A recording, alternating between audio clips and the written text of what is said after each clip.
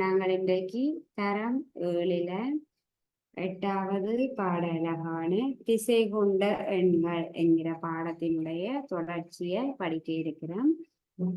திசை கொண்ட எண்கள் அப்படி என்றால் நாங்கள் சென்ற வகுப்புல பார்த்த நாங்கள் ஒரு எண்கோட்டில குறிக்கக்கூடிய அந்த நேரெண்கள் மறை எண்கள் எல்லா எண்களையுமே நாங்கள் திசை கொண்ட எண்கள் என்று சொல்றோம். அதாவது ஒரு எண்ணோட எண் பெருமானத்தோட திசையையும் குறிக்கும் விதத்தில் அமைந்திருக்கிற நேரெண்கள் மறையெண்கள் இவை எல்லாம் இந்த நேரெண்கள் மறையெண்கள் ஆகியவற்றை உள்ளடக்கிய எல்லா எண்களையும் நாங்கள் திசை கொண்ட எண்கள் என்கிறோம். இந்த திசை கொண்ட எண்கள்ல சென்ற வகுப்புல நாங்கள் என்ன படிச்ச நாங்கள் திசை கொண்ட எண்களின் கூட்டல், திசை கொண்ட எண்களின் கூட்டல், எண்கோட்டை பயன்படுத்தி திசை கொண்ட எண்களை எவ்வாறு கூட்டுறது என்பது தொடர்பாக நாங்கள் சென்ற வகுப்புல படிச்ச நாங்கள் அதனுடைய தொடர்ச்சியை நாங்கள் இப்ப பார்க்கலாம். ஒரு கேள்வி செய்வோம். 2 திசை கொண்ட எண்களை எவ்வாறு கூட்டுறது. நேர் 7 மறை 3, நேர் 7ஓட மறை 3 கூட்டப்புறம் இரண்டுமே திசை கொண்ட எண்கள். திசை கொண்ட எண்கள் என்ன? ஒரு எண் பெருமானத்தோட எண்ணோட அந்த எண்ணினுடைய திசையும் சேர்ந்து வந்திருக்கும். நாங்கள் 7 நாங்கள் தெரியும் எங்களுக்கு பாரு, முதல்ல நேர் 7 மறை 3 எண்ணோட சேர்த்து அந்த எண்ணுக்குரிய திசையும் காட்டப்பட்டிருக்குது. நேர் 7 மறை 3. இப்ப இந்த 2 திசை கொண்ட எண்களை கூட்ட போறோம். எவ்வாறு இந்த 2 திசை கொண்ட எண்களையும் நாங்கள் கூட்டுவோம்? எண்கோட்டை பயன்படுத்தி கூட்டுவோம். எண்கோட்டை கீறுறோம். ஒரு நேர்கோட்டை கீறிட்டு சமனான இடைவெளிகள்ல புள்ளிகளை குறிக்கிறோம்.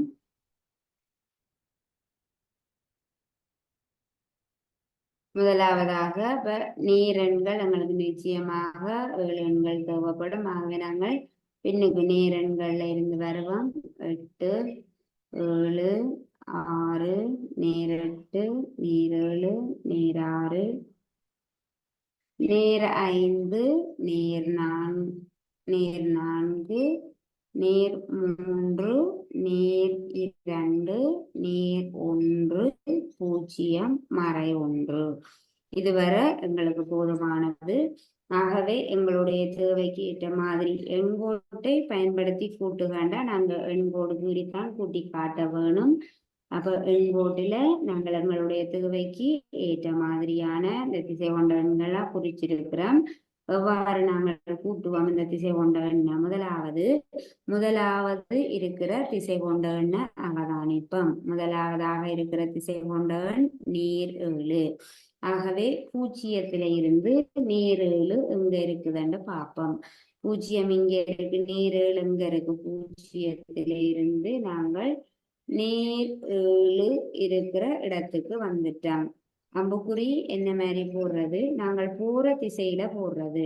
0 இருந்து நாங்கள் நேர் 7க்கு இந்த திசையில நேர் திசையில போக போறோம். 0க்கு வலது பக்கமாக நேர் திசையில போக போறோம்.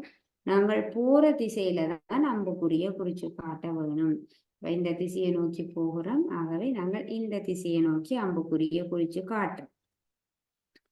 நேர் 7க்கு வந்துட்டோம். இனி இரண்டாவதாக இருக்கிற திசை கொண்ட எண்ணை அவதானிப்போம். இரண்டாவதாக இருக்கிற திசை கொண்ட எண் என்னது? மறை 3. ஆகவே நாங்கள் என்ன செய்ய வேணும்? இந்த நேர் 7க்கு வந்துட்டோம். நேர் 7ல இருந்து நாங்கள் இரண்டாவது திசை கொண்ட எண் என்னவாக இருக்குது? மறை 3. மறை 3 என்கிறபடியால என்ன திசை காட்டப்பட்டிருக்குது? மறை திசை. அப்ப நாங்கள் 7க்கு மறை திசையில செல்ல போறோம். 7க்கு மறை திசை எங்க இருக்கும்? ஒரு எண்ணுக்கு ஒரு எண்ணில இருந்து 0 இருந்து பார்க்கும்போது நேர் திசை 0க்கு வலது பக்கமாக நேர் திசை இருக்குது, 0க்கு இடது பக்கமாக மறை திசை இருக்குது. அதே போல மறை 7ல இருந்து பார்க்கும்போது மறை 7க்கு வலது பக்கமாக போறதெல்லாம் நேர் திசை. மறை 7க்கு இடது பக்கமாக இருக்கக்கூடிய எண்கள் மறை திசையில இருக்குது. ஆகவே நாங்கள் 7ல இருந்து மறை திசையில 3 அலகுகள் நகர போறோம். 7ல இருந்து நகருவோம், மறை திசையில நகருவோம். 1 2 3. நாங்கள் 7ல இருந்து இங்க வந்துட்டோம். 7ல இருந்து நாங்கள் வந்திருக்கிறோம், நேர் 4க்கு வந்துட்டோம். 7ல இருந்து நேர் 4க்கு வந்துட்டோம். நாங்கள் 0ல இருந்து நாங்கள் இருக்கிற இடத்தை பார்ப்போம். 0ல இருந்து நாங்கள் எங்க இருக்கிறோம்?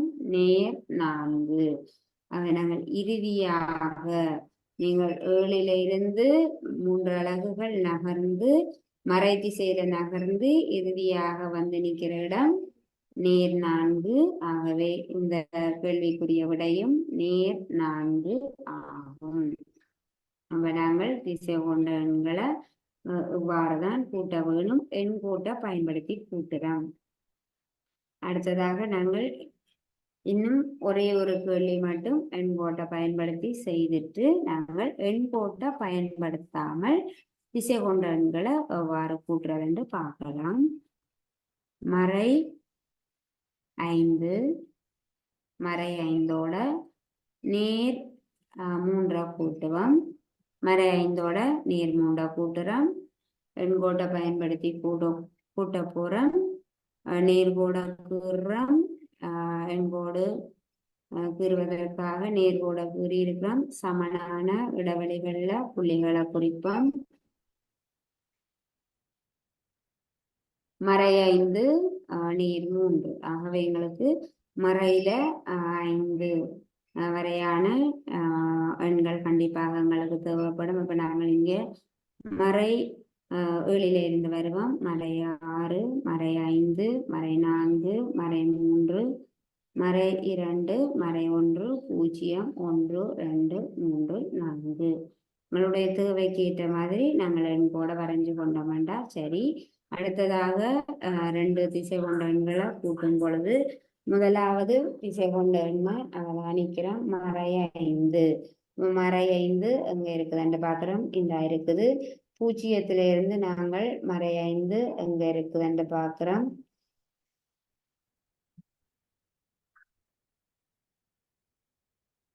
பூஜ்ஜியத்தில இருந்து மறை 5 எங்க இருக்குதுன்னு பார்ப்போம்.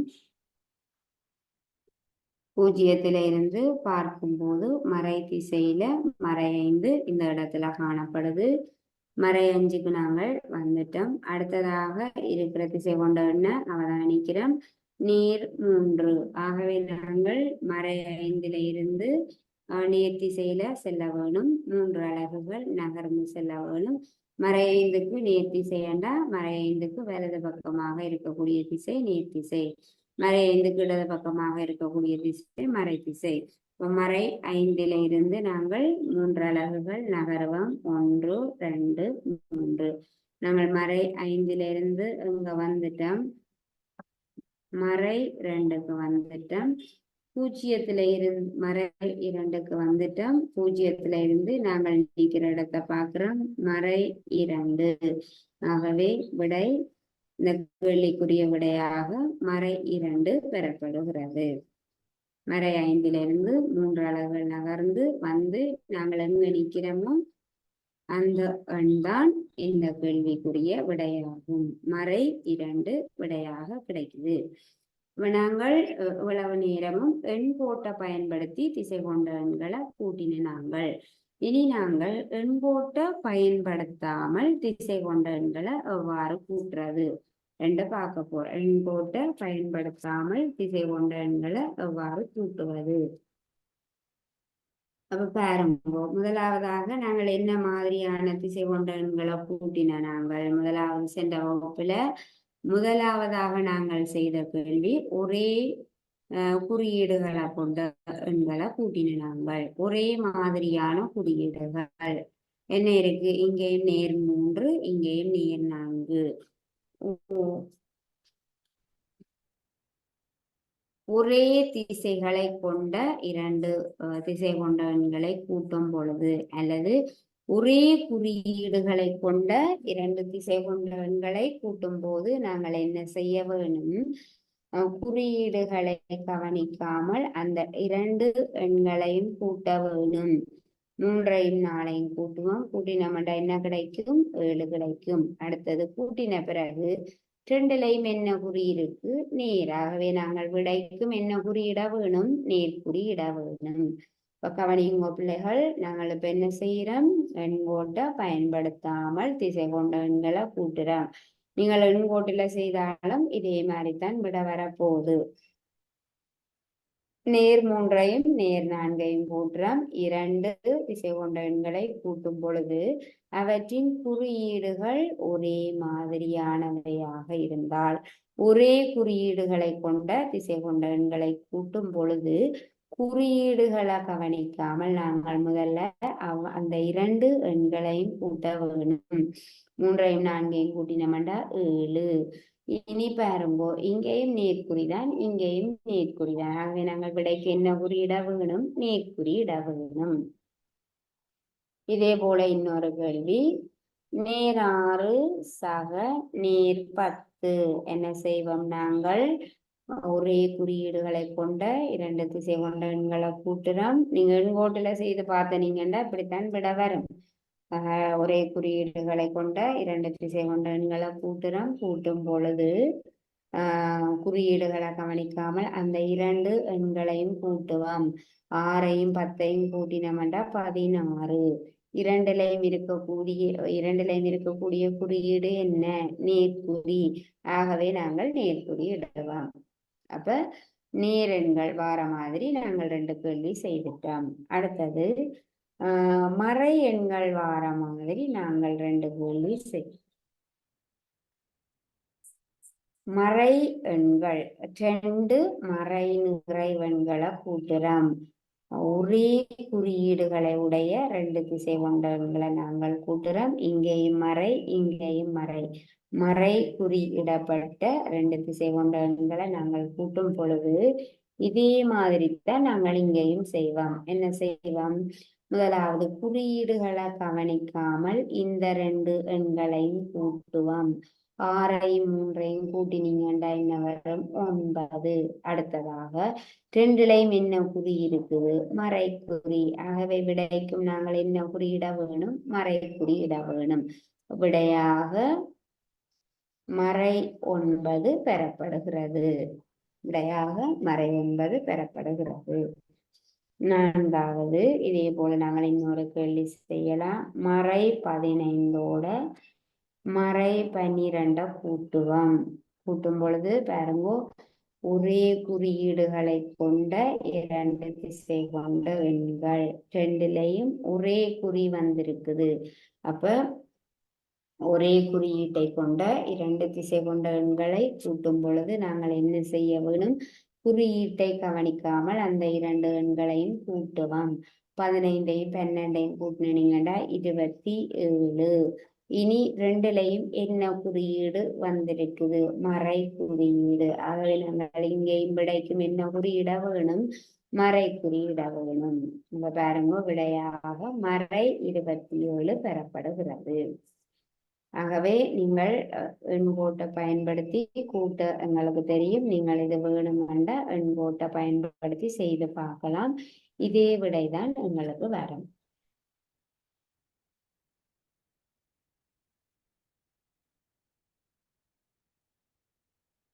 அடுத்ததாக இப்ப நாங்கள் என்ன மாதிரியான எண்களை கூட்டின? நாங்கள் ஒரே குறியீடுகளை கொண்ட 2 திசை கொண்ட எண்களை கூட்டின நாங்கள். இனி வெவ்வேறான குறியீடுகளை கொண்ட 2 திசை கொண்ட எண்களை நாங்கள் கூட்ட போறோம். வேறு வேறு குறியீடுகளை கொண்ட 2 திசை கொண்ட எண்களை கூட்டுவோம். முதலாவதாக நீர் 7 நீர் 7ஓட மறை 2 கூட்டுறோம். நேரையும் மறை 2ஐயும் நாங்கள் கூட்ட போறோம். இப்ப 2லையும் இருக்கிற குறியீடுகள் அவதானியங்கோ, இங்க நேர்குறி, இங்க மறைக்குறி. வேறுபட்ட குறியீடுகளை உடைய 2 திசை கொண்ட எண்கள். இந்த 2 திசை கொண்ட எண்களை கூட்டும் பொழுது நாங்கள் என்ன செய்ய வேணும்? முதலாவதாக குறியீட்டை கவனிக்காமல் இந்த இந்த எண்கள், இந்த இரண்டு எண்களினுடைய வித்தியாசத்தை பெற வேண்டும். அங்க என்ன செய்த நாங்கள் ஏற்கனவே செய்த 4 கேள்வியிலையும் நாங்கள் கூட்டின, நாங்கள் இங்க கூட்டக்கூடாது, வித்தியாசத்தை பெற வேணும். வித்தியாசம் என்ன செய்யறது, கழிக்க வேணும். இந்த இரண்டு எண்களினுடைய வித்தியாசத்தை பெறுவோம். அப்ப வித்தியாசம் என்னென்ன காணுவோம், பெரிய எண்ணில இருந்து சிறிய எண்ணை கழிப்போம். பெரிய எண் 7, குறியீட்டை கவனிக்காமல், குறியீட்டை பிறகு நாங்கள் பார்ப்போம். பெரிய எண் 7, சிறிய எண் 2, எண்ணை மட்டும் பார்ப்போம், குறியீட்டை பார்க்காமல். 7ல இருந்து 2 கழியுங்கோ 5. இனி விடைக்கு நாங்கள் என்ன குறியீடு இட வேணும், இந்த 2 எண்கள்ல எந்த எண் பெரியது, 7 பெரியது. 7க்கு பக்கத்துல என்ன குறி இருக்கு, நேர்குறி. ஆகவே விடையாக நாங்கள் என்ன குறியிட வேணும், நேர்குறி இட வேணும். அப்ப என்ன செய்த நாங்கள் நேர்களையும் மறை இரண்டையும் கூட்டுறோம். கூட்டும் பொழுது நாங்கள் 2 எண்களையும் கூட்ட மாட்டோம், கூட்டக்கூடாது. வெவ்வேறான குறியீடுகளை கொண்ட திசை கொண்ட எண்களை கூட்டும் பொழுது நாங்கள் கூட்டக்கூடாது, அவற்றை கழிக்க வேணும். அவற்றின் வித்தியாசத்தை பெற வேணும். பெரிய எண்ணிலிருந்து சிறிய எண்ணை கழிக்க வேணும். 7ல இருந்து 2 கழிச்சீங்கன்னா 5. இனித்தான் நாங்கள் என்ன செய்ய போறோம், குறியீட்டை கவனிக்க போறோம். என்ன குறி வரும், இந்த 2 எண்கள்ல எந்த எண் பெரிய எண் என்று பாருங்கோ. எந்த எண் பெரிய எண், 7 பெரியது. 7க்கு பக்கத்துல என்ன குறி இருக்கு, நேர்குறி. ஆகவே விடையாக நாங்கள் என்ன குறியிட வேணும், நேர்குறி இட வேணும். இதை நீங்கள் ஒரு எண்கோட்டை பயன்படுத்தி செய்து பார்க்கிறேன்டா, பார்க்கலாம். எண்கோட்டை பயன்படுத்தி ஒருக்கா செய்து பார்ப்போம். எண்கோட்டை கூறுவோம். சமனான இடைவெளிகள்ல புள்ளிகளை குறிப்போம். நீர் 7 வர வேணும். ஆகவே நீர் 8, நீர் 7, நீர் 6, நேர் 5, நேர் 4, நேர் 3, நேர் 2, நேர் 1, 0, மறை 1. என்ன மாதிரி எண்கோட்டை பயன்படுத்தி கூட்டுவோம். முதலாவது திசை கொண்ட எண்ணை குறிப்போம். 7 இந்த இருக்குது. 0ல இருந்து 7 எங்க இருக்குது, இந்த இருக்குது. 0ல இருந்து 7க்கு வந்துட்டோம். அடுத்தது 2வது எண்ணை அவதானிக்கிறோம். 2வது எண் என்ன, மறை 2. ஆகவே நாங்கள் 7ல இருந்து நாங்கள் போக வேண்டிய திசை என்ன, மறை திசையில போக வேணும். 7க்கு மறை திசை எங்க இருக்கும், இடப்பக்கம் இருக்குமா வலப்பக்கம் இருக்குமா, மறை திசைன்னா அந்த எண்ணுக்கு இடப்பக்கமாக இருக்கும். மறை திசையில எத்தனை அலகுகள் நாங்கள் நகர வேணும், 2 அலகுகள். 1, 2, 2 அலகுகள் நகர்ந்து நாங்கள் எங்க வந்துட்டோம், நேர் 5க்கு வந்துட்டோம். அப்ப விட என்னவாக இருக்கும், நேர் 5. எண்கோட்டை உங்களுக்கு ஏதாவது சந்தேகங்கள் வந்தாண்டா நீங்கள் எண்கோட்டை பயன்படுத்தி கூட்டி பாருங்கோ. நேர் 5 தான் எங்களுக்கு விடையாக கிடைக்குது. 0ல இருந்து நாங்கள் இருக்கிற இடம் நேர் 5 ஆகும். ஆகவே நாங்கள் ஒரே குறியீடுகளை கொண்ட திசை கொண்ட எண்களை கூட்டுறது ஈஸியா இருக்கும். ஆனால் இது கொஞ்சம் கவனமாக நாங்கள் செய்ய வேணும். வெவ்வேறான குறியீடுகளை கொண்ட 2 திசை கொண்ட எண்களை கூட்டும் பொழுது நாங்கள் அவற்றை கூட்டமாட்டம் கழிக்க வேணும் என்பதை தெரிந்து கொள்ள வேணும். அடுத்த 2வது கேள்வி, மறை 8 கூட்டல் நேர் 4. பாருங்கோ, மறை 8ஐயும் நேர் 4ஐயும் நாங்கள் கூட்டுறோம். வெவ்வேறான குறியீடுகளை கொண்ட 2 திசை கொண்ட எண்கள். 5 கூட்டும், நேர் 5. மறை 8ஓட நேர் 5 நாங்கள் கூட்ட போறோம். வெவ்வேறான குறியீடுகளை கொண்ட திசை கொண்ட எண்கள். ஆகவே நாங்கள் கூட்டுவோமா, கூட்டக்கூடாது, கழிக்க வேணும்.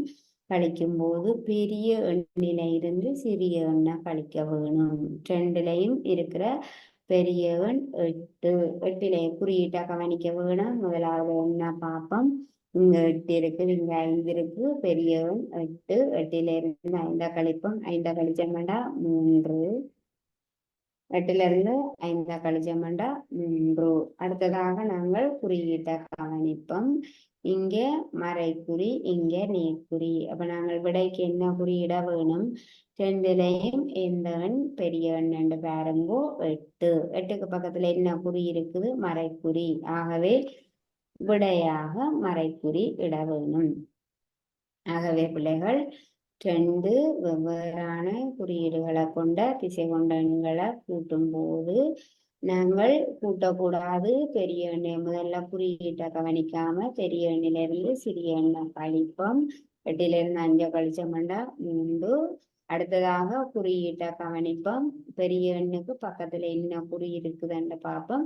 அந்த குறியை நாங்கள் விடையில இட வேணும். விடையாக வார எண்ணுக்கு பெரிய எண்ணுக்கு பக்கத்துல இருக்கக்கூடிய குறிய நாங்கள் இட வேணும்.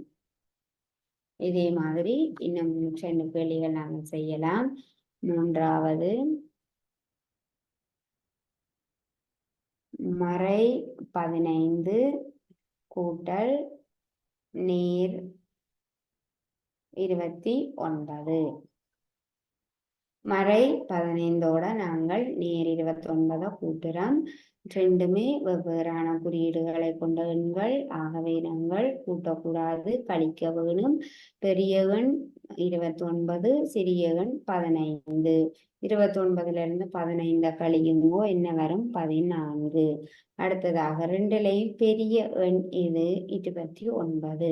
29க்கு பக்கத்துல என்ன குறி இருக்குது? நேர்குறி. ஆகவே நாங்கள் விடையில நேர்குறி இட வேணும்.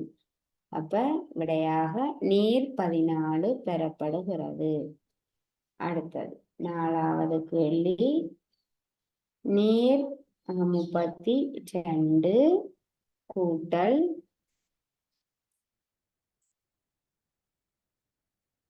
மறை 30. பாருங்கோ, வெவ்வேறு குறியீடுகளை உடைய 2 திசை கொண்ட எண்கள். 2லையுமே குறிகள் வேறு வேறுவா இருக்குது. ஆகவே நாங்கள் இவற்றை கூட்டல் அடையாளம் கூட்ட வேணும் என்றாலும் நாங்கள் கூட்டக்கூடாது. வித்தியாசத்தை தான் பெற வேணும், கழிக்க வேணும். முதல்ல குறியீட்டை கவனிக்காமல் பெரியவன் 2 பார்ப்போம். 32 பெரியவன். ஆகவே 32ல இருந்து 30 நாங்கள் கழிப்போம். 32ல இருந்து 30 கழிச்சோம்னா 2. அடுத்ததாக 2லையும் பெரியவன் எது? 32. 32க்கு பக்கத்துல என்ன குறி இருக்குது? நேர்குறி. ஆகவே விடைக்கு என்ன குறியிட வேணும்? நேர்குறி இட வேணும். ஆகவே பிள்ளைகள், நீங்கள் வேறுபட்ட குறியீடுகளை கொண்ட திசை கொண்ட எண்கள் 2னை கூட்டும் போது முதல்ல நாங்கள் செய்ய வேண்டியது குறியீட்டை கவனிக்காமல் அவற்றின் வித்தியாசத்தை பெற வேணும். குறியீட்டை கவனிக்காமல் அவற்றின் பெரிய எண்ணிலிருந்து சிறிய எண்ணை கழிக்க வேணும். பிறகு விடைக்கு அடுத்ததாக நாங்கள் குறியீடிட போறோம். பெரிய எண்ணின் திசை, அதாவது அதிக தூரத்தில் இருக்கும் திசை கொண்ட எண்ணின் குறியீடு விடையில நாங்கள் போட வேண்டும். அதாவது 2 எண்களையும் பெரிய எண்ணுக்கு பக்கத்துல இருக்கக்கூடிய குறிய நாங்கள் விடைக்கு பக்கத்துல இருக்க குறியாக நாங்கள் போட வேண்டும். விடைக்குரிய குறியாக பெரிய எண்ணுக்குரிய குறிய நாங்கள் இட வேண்டும். அப்ப இதுவரை நாங்கள் இந்த திசை கொண்ட எண்களை எண்கோட்டை பயன்படுத்தாமல் எவ்வாறு கூட்டுறது என்று நாங்கள் பார்த்தோம். எண்கோட்டை பயன்படுத்தாம திசை கொண்ட எண்களை எவ்வாறு கூட்டுறது.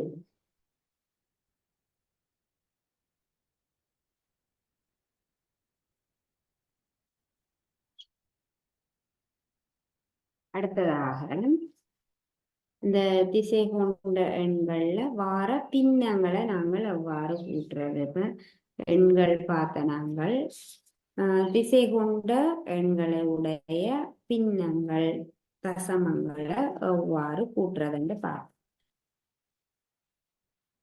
உதாரணம், முதலாவது பாருங்கோ.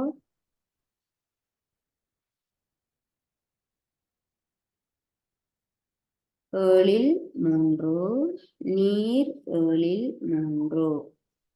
அதோட நாங்கள் நீர் 7ல் 1 கூட்ட போறோம். திசை கொண்ட எண்களின் கூட்டல்ல தான் நாங்கள் அடுத்ததாக பார்க்கிறது. பின்னங்களுக்கு குறியீடுகள் வரும்போது குறியீடுகளை கொண்ட பின்னங்களை கூட்டும் போது நாங்கள் எவ்வாறு கூட்டுவோம். இப்ப நாங்கள் திசை கொண்ட எண்களை எவ்வாறு கூட்டினமோ அதே மாதிரி தான் கூட்ட போறோம். முதலாவது குறியீடுகளை கவனிக்காமல் 2 பின்னங்களையும் கூட்டுவோம். என்ன இருக்கு? 7ல் 3ஓட 7ல் 1 நாங்கள் கூட்டுவோம். 7ல் 3ஐயும் 7ல் 1ஐயும் என்னென்று கூட்டுவோம்?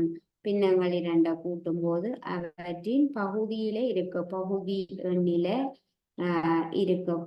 பகுதியில இருக்கக்கூடிய எண்கள் சமனாக இருக்குதான்னு பார்க்க வேணும். பகுதி எண்கள் 2 பின்னத்திலையும் சமனாக இருக்குதா? சமனாக இருந்தால் பொதுவாக ஒரு பகுதி எண் எழுதி தொகுதி எண்ணை நாங்கள் கூட்டுவோம். 3ஐயும் பகுதி எண்கள் சமனாக இருக்குது. ஆகவே 7ன் மேல் 3ஓட தொகுதி எண்களை நாங்கள் இனி கூட்ட முடியும். கூட்டினீங்கண்டா என்ன வரும்? 3ஓட 1 கூட்டினீங்கண்டா 4, 4ன் கீழ் 7, 7ல் 4, 7ல் 3ஐயும் 7ல் 1ஐயும் கூட்டுறீங்க. விட என்ன கிடைக்குது? 7ல் 4. எப்படி பின்னங்களை கூட்டுறது? 2லையும் பகுதி எண்கள் சமனா இருக்குதான்னு பார்க்க வேணும். சமனாக இருந்தால் பொதுவான ஒரு பகுதி எண்ணில் நாங்கள் இந்த தொகுதி எண்களை கூட்டுவோம். 3ஐயும் கூட்டினோம் என்றால் 4. ஆகவே விடையாக என்ன கிடைக்குது? 7ல் 4. நாங்கள் திசை கொண்ட இந்த பின்னங்களை கூட்டும் பொழுது முதல்ல குறியீட்டை கவனிக்காமல் 2 பின்னங்களையும் கூட்டுறோம். 7ல் 4. இனி நாங்கள் குறியீட்டை கவனிப்போம். 2லையும் ஒரே குறி வந்திருக்குது. ஆகவே விடைக்கும் நாங்கள் ஒரே குறி இட வேணும். விடையாக 7ல் 4 பெறப்படுகிறது.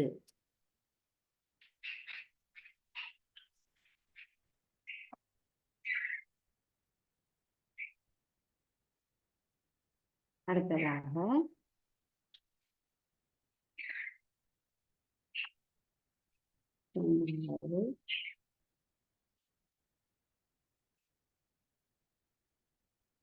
மறை 5ல் 1, மறை 5ல் 1ஐயும் மறை 5ல் 2ஐயும் கூட்டுவோம். மறை 5ல் 1, மறை 5ல் 2 கூட்டுறோம். முதலாவது என்ன செய்ய வேணும்? குறியீட்டை கவனிக்காமல் 2 பின்னங்களையும் கூட்டுவோம். 5ல் 1ஐயும் 5ல் 2ஐயும் கூட்டினீங்கன்னா என்ன கிடைக்கும்?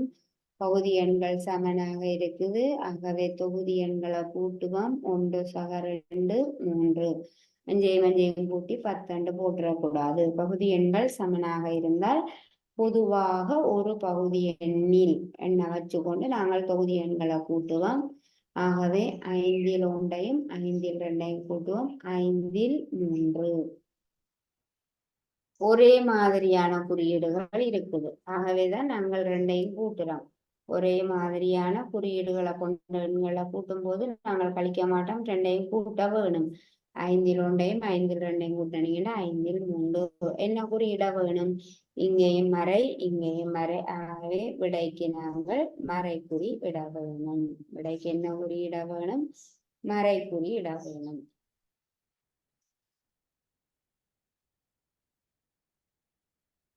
அடுத்ததாக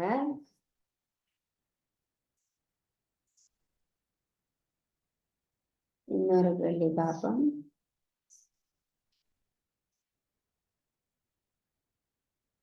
மறை 8ல் 3 சக நீர் 8ல் 5. என்ன செய்யறோம்?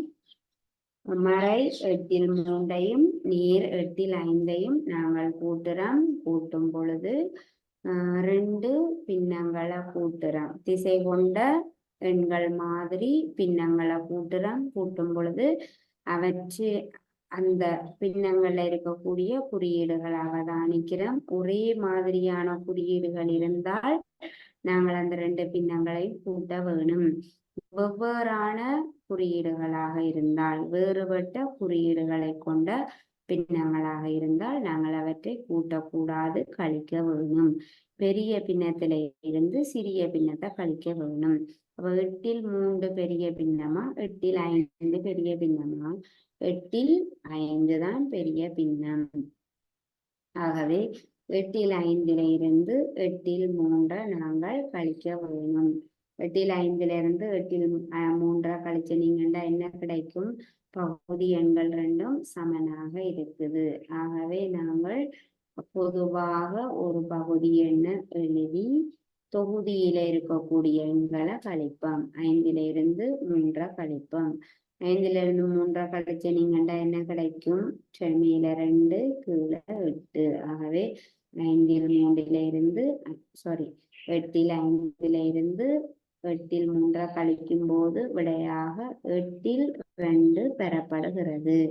அடுத்ததாக நாங்கள் குறியீட்டை இட வேணும். என்ன குறியீடு இட வேணும்? திசை கொண்ட எண்களை கூட்டும் போது என்ன செய்த நாங்களோ அதே மாதிரி பெரிய எண்ணிலிருந்து சிறிய எண்ணை கழிப்போம். அதே மாதிரி பெரிய பின்னத்திலிருந்து சிறிய பின்னத்தை கழிச்சு எழுதிட்டோம். அடுத்ததாக பெரிய பின்னத்துக்கு பக்கத்துல என்ன குறியீடு இருக்குதோ அந்த குறியீட்டை தான் நாங்கள் விடைக்கு போட வேணும். அப்ப பெரிய பின்னத்துக்கு பக்கத்துல என்ன குறியீடு இருக்குது? நேர் குறியீடு இருக்குது. ஆகவே விடைக்கும் நாங்கள் நேர் குறியீடு இட வேணும். ஆகவே மறை 8 நேர் 8 கூட்டும் பொழுது விடையாக நேர் 8 பெறப்படுகிறது. திசை கொண்ட எண்களை கூட்டுற மாதிரியே நாங்கள் இந்த திசை கொண்ட பின்னங்களையும் இவ்வாறுதான் நாங்கள் கூட்ட வேணும்.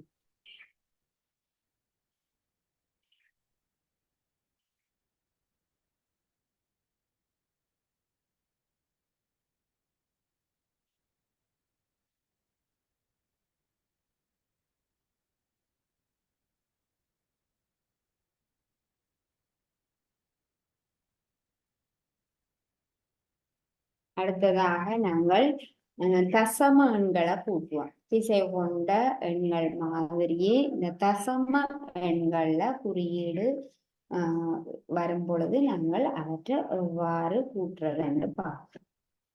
பாருங்க, உதாரணமாக ஒரு கேள்வி நாங்கள் செய்யலாம். நேர் 1.2 நேர் 1.2 நேர் 2.3 நாங்கள் கூட்டுவோம். தசம எண்களை கூட்டுறோம். ஒரே குறியீடுகளை கொண்ட தசம எண்களை கூட்டும் பொழுது என்ன நடக்கும்? அந்த ஒரே குறியீடுகள், ஆகவே நாங்கள் 2 எண்களையும் கூட்ட வேணும். தசம எண்ணை எவ்வாறு கூட்டுறது? நாங்கள் 2 எண்களையும் இருக்கக்கூடிய அந்த தசம புள்ளியானது ஒரே குணத்தில வர வேணும். எப்படி கூட்டுறது? முதலாவது எண் 1.2, அடுத்தவன் 2.3. அப்ப தசத்துக்கு நேரா தசம் வர வேணும். தசத்துக்கு தசம புள்ளியும் ஒரே கோட்டில இருக்க வேணும். தசம் வந்ததுன்னா தசத்துக்கு இடது பக்கம் 2.3.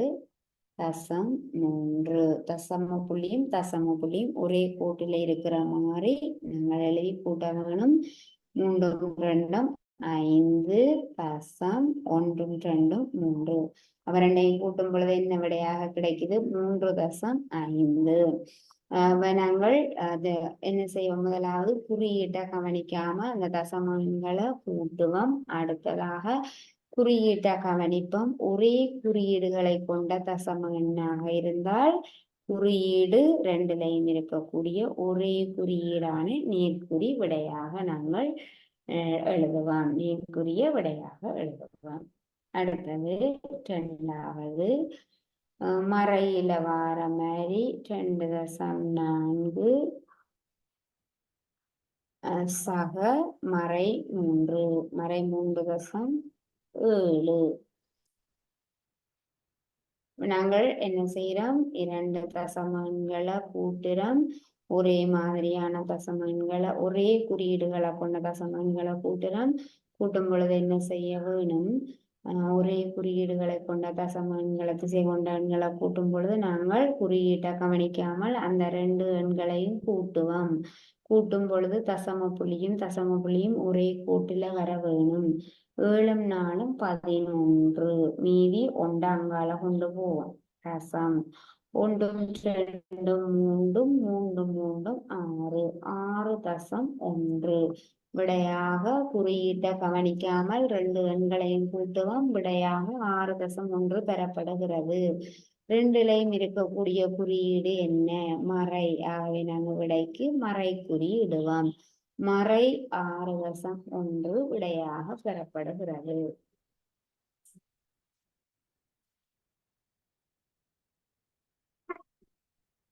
நீங்கள் இதுல பிராக்கெட் போட்டு கொள்ளலாம். பிராக்கெட் போட்டு கொண்டீங்கன்னா உங்களுக்கு இலவானதாக இருக்கும்.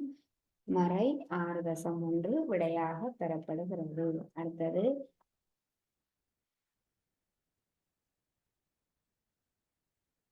வெவ்வேறான குறியீடுகளை கொண்ட தசம எண்களை கூட்டுவோம். நாங்கள்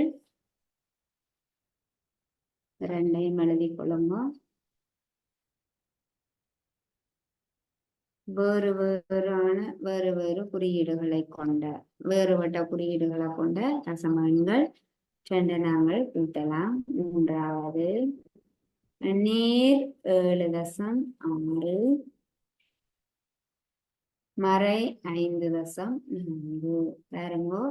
நேர் 7.6 மறை 5.4. அப்ப 2 திசை கொண்ட எண்களை கூட்டுறோம். வேறு குறியீடுகள் இருக்குது. ஆகவே நாங்கள் என்ன செய்ய வேணும்? கூட்ட வேணுமா கழிக்க வேணுமா?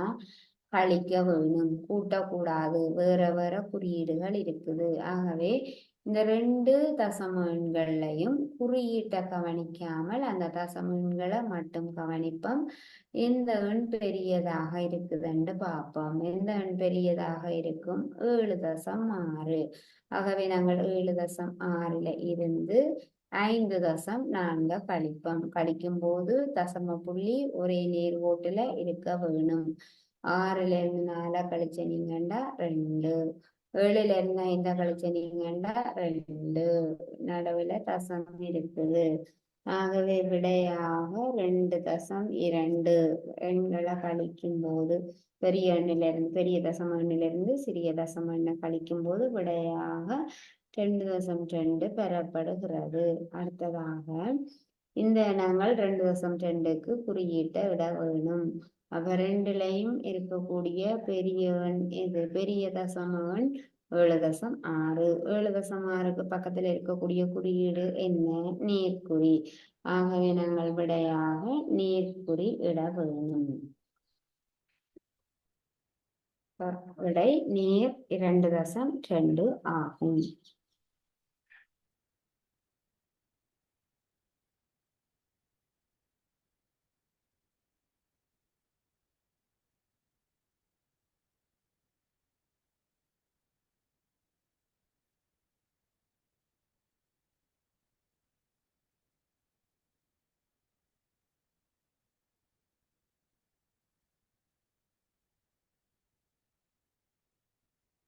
அடுத்தது பாருங்க பிள்ளைகள், நாங்கள் இன்னும் ஒரு தசம எண் கேள்வி செய்வோம். 4வதாக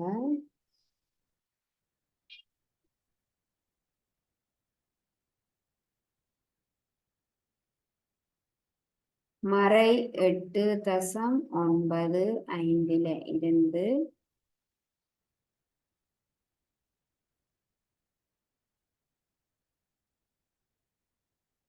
நேர் 2.97 நாங்கள் கழிக்க போறோம். சாரி, கூட்ட போறோம். மறை 8.95 நேர் 2.97 நாங்கள் கூட்ட போறோம். அப்ப கூட்டும் பொழுது 2 திசை கொண்ட எண்களையும் குறியீடுகள் எப்படி இருக்குன்னு பார்ப்போம். ஒரே மாதிரியான குறியீடுகள் இருந்தால் அந்த 2 எண்களையும் நாங்கள் கூட்ட வேணும். வெவ்வேறான குறியீடுகளை கொண்டிருந்தால் பெரிய எண்ணிலிருந்து சிறிய எண்ணை கழிச்சு பெரிய எண்ணுக்கு பக்கத்துல இருக்கிற குறியீட்டை இட வேணும். 2 திசை கொண்ட எண்களையும் குறியீடுகள் வேறான குறியீடுகள் இருக்குது. ஆகவே நாங்கள் பெரிய தசம எண்ணிலிருந்து சிறிய தசம எண்ணை கழிப்போம். குறியீட்டை கவனிக்காமல் எது பெரிய தசம எண்ணாக இருக்கும்? 8.95. குறியீட்டை கவனிச்சு நீங்கண்டா 2.9 நேரன் தான் பெரியது, மறை எண்ணை விட நேரன் பெரியதாக இருக்கும். ஆனால் நாங்கள் 2.97 8.95 கழிக்க முடியாது. ஆகவே என்ன செய்வோம், குறியீட்டை கவனிக்காமல் எந்த எண் பெரிய எண் என்று பார்ப்போம். 8.95. ஆகவே 8.95 இருந்து 2.97 நாங்கள் கழிப்போம். கழிக்கும் பொழுது என்ன செய்வோம், தசம புள்ளி ஒரே நேர்கோட்டுல வர மாதிரி எழுதிட்டோம். 5 7 கழிப்போம். 5 7 கழிக்க இயலாது. ஆகவே நாங்கள் இங்கால இருந்து 1 வாங்குவோம். 1 வாங்கினோம்னா என்ன வரும், நாங்கள் சாதாரண எண்களை கழிக்கிற மாதிரியே கழிக்கலாம். 15 15 7 கழிச்சோம்னா 8. அடுத்து இங்க என்ன இருக்கும், 9 நாங்கள் 1 கொடுத்துட்டோம். ஆகவே இங்க 8 இருக்கும். 8 9 கழிக்க முடியுமா, இல்லை. ஆகவே நாங்கள் இங்க முழு எண்ணிலிருந்து 1 கடன் வாங்குவோம். 1 வாங்கினோம்னா இங்க ஏற்கனவே 8, அப்ப 18 வந்துடும். 18 9 கழியும்போ 9 தசம். இப்ப நீங்கள் 8 1 அங்கால கொடுத்துட்டீங்க. ஆகவே இங்க என்ன இருக்கும், 7. 7 2 கழிச்சீங்கன்னா 5. இந்த தசம எண்களை கழிக்கும் போது உங்களுக்கு பிரச்சனையா இருந்தால் நீங்கள் இந்த கழிச்சு வார எண்ணையும் இந்த எண்ணெய் இந்த 2 எண்களையும் கூட்டி பார்க்கலாம். இந்த 8.95 வருது கூட்டி பார்ப்போம். நாங்கள் 2.97 5.98 கூட்டுவோம். இதை 2 கூட்டினா இது வரணும். 7 மட்டும் 15, மீதி 1 10 19, மீதி 1 8 8.95. சாதாரண எண்களை நாங்கள் கூட்டும் போது கழிக்கும் போது எப்படி கூட்டுவோமோ அதே மாதிரி நாங்கள் கூட்ட வேண்டும். அப்ப கழிக்கும் போது விடையாக என்ன பெறப்படுகிறது, 5.98. இனி நாங்கள் குறியீட்டை இட வேணும். குறியீடு பெரிய எண்ணுக்கு பக்கத்தில் இருக்கக்கூடிய குறியீடு விடையாக பெறப்படும். ஆகவே பெரிய எண் 8.95. 8.95க்கு உரிய குறியீடு மறை. அப்ப விடைக்கும் நாங்கள் மறை குறி இட வேணும். அப்ப மறை 8.95 இருந்து நேர் 2.97 2 எண்களை கூட்டும் போது விடையாக மறை 5.98 பெறப்படுகிறது. ஆகவே பிள்ளைகள், நாங்கள் இன்றைக்கு இந்த திசை கொண்ட எண்கள் என்கிற பாட அலகானது இதோட நிறைவடையுது. திசை கொண்ட எண்கள்ல நாங்கள் இந்த திசை கொண்ட எண்கள் என்றா என்ன, இந்த எண்களை கூட்டுறதுக்காக நாங்கள் முதலாவது எண்கோட்டை பயன்படுத்தின நாங்கள், பிறகு எண்கோட்டை பயன்படுத்தாமல் இந்த திசை கொண்ட எண்களை எவ்வாறு கூட்டுறது என்று படிச்ச நாங்கள். மிக முக்கியமான பாடம் இந்த திசை கொண்ட எண்கள். நாங்கள் தரம் 7ல படிக்கிறோம். ஆனால் நாங்கள் 11 வரை இந்த பாடத்தை நாங்கள் 11ஆம் ஆண்டு வரை இந்த பாடத்தை நாங்கள் பயன்படுத்துவோம். மிக முக்கியமான பாடம். ஆகவே நீங்கள் கண்டிப்பாக தெளிவாக இந்த பாடத்தை விளங்கி கொள்ள வேணும். திசை கொண்ட எண்களை எவ்வாறு கூட்டுறது என்று படிச்ச நாங்கள். அப்ப இதோட நாங்கள் இந்த வகுப்பை நிறைவு செய்து கொள்ளலாம். மீண்டும் நாங்கள் அடுத்த வகுப்புல சந்திப்போம். தேங்க்யூ பிள்ளைகள்.